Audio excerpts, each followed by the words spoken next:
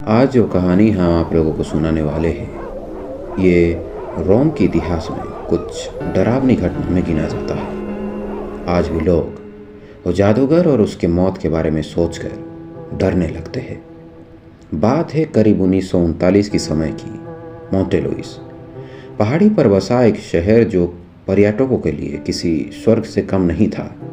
वहाँ के निवासी मनोरंजन के काफ़ी बड़ी शौकीन थे और एक खास शौक जो थोड़ी अलग था वो था जादू या मैजिक का शौक। उन दिनों शहर के थिएटर में ड्रामा कम और मैजिक का बोलबाला अधिक था। कई महान जादूगर उस समय पे उस शहर में रहते थे और उनमें से एक थे प्रोफेसर लोरेंजो कास्टेलिनी।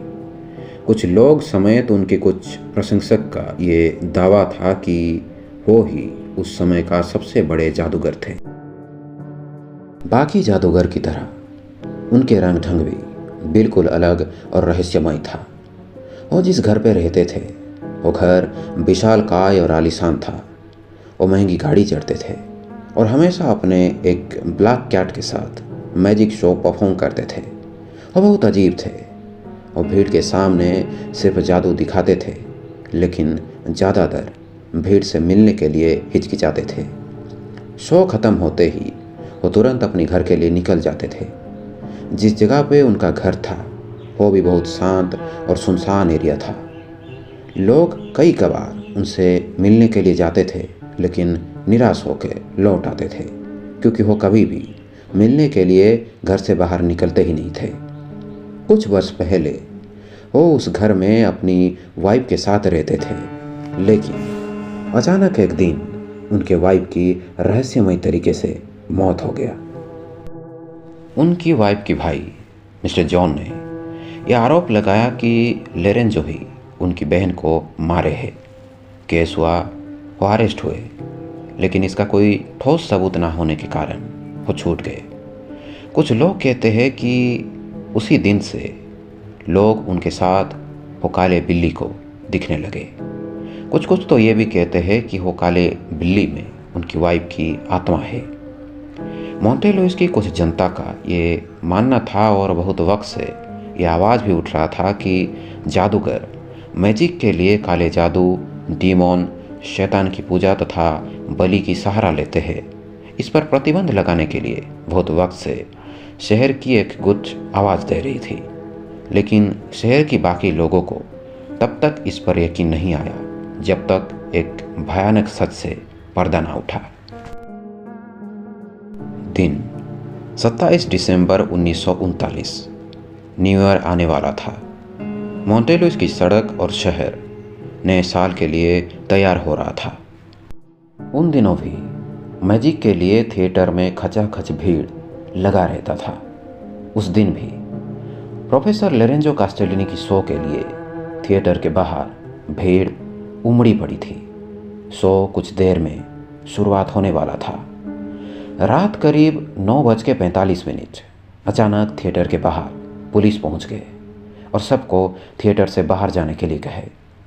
खुशी के एक परिवेश में अचानक डर और अफरा तफरी मच गया। सब घटना के बारे में जानने के लिए उत्सुक थे कि तभी प्रोफेसर लोरेंजो अपनी कार से उस जगह से निकलकर जाने लगे। उनके तुरंत बाद पुलिस भी थिएटर से बाहर आए और उनके पीछे जाने लगे। लोग भी अचानक सब कुछ छोड़ छाड़ कर उनके पीछे जाने लगे। लोग जादूगर प्रोफेसर लोरेंजो कास्टेलिनी के घर के पास पहुंच गए। घर के बाहर उनकी गाड़ी थी और दरवाज़ा बंद था। पुलिस बाहर ही उनको बुला रहा था और सरेंडर करने के लिए कह रहे थे। कुछ देर बाद लोगों ने देखा कि प्रोफेसर लोरेंजो उनकी छत पर थे। वो पुलिस को चीख चीख के कह रहे थे कि मैं सरेंडर करूंगा, सब कुछ बताऊंगा, लेकिन मुझे इससे बचाओ, मुझे इससे बचाओ। ऐसा लग रहा था जैसे कोई उनके पीछे है। पुलिस खिड़की तोड़कर अंदर घुसी और उन्हें बचाने के लिए ऊपर की ओर गए, लेकिन अचानक प्रोफेसर लोरेंजो छत से नीचे ज़मीन पर गिर गए। सख्त चट्टान पे उनकी सर लगने की वजह से फट गया। उन्हें हॉस्पिटल लिया गया, लेकिन वो बच नहीं पाए। दरअसल उनके ऊपर एक बच्चे की अपहरण का आरोप एक माता पिता ने लगाया था और सचमुच सचमुच की वो बच्चा प्रोफेसर लोरेंजो के घर की बेसमेंट में मिला था। इसके साथ मैजिक और मैजिशियन की काला जादू और इसके प्रैक्टिस के बारे में शहर वालों को पता लग गया। उस समय की प्रशासन इसके ऊपर कड़ी कार्रवाई करते हुए ब्लैक मैजिक प्रैक्टिस को निषिद्ध घोषित किया था। लेकिन बहुत सालों बाद भी एक सवाल और उसके जवाब लोगों को सोचने पर मजबूर किया कि आखिर प्रोफेसर लोरेंजो उस दिन किससे बच के भाग रहे थे। इसके जवाब में लोगों को सिर्फ इतना ही जानने को मिला, जो पुलिस वाले उन्हें बचाने के लिए खिड़की तोड़कर घर के अंदर घुसे थे। जब वो छत पे पहुंचे तो वहाँ पर उन्हें सिवाय काली बिल्ली की और कोई भी नहीं दिखा।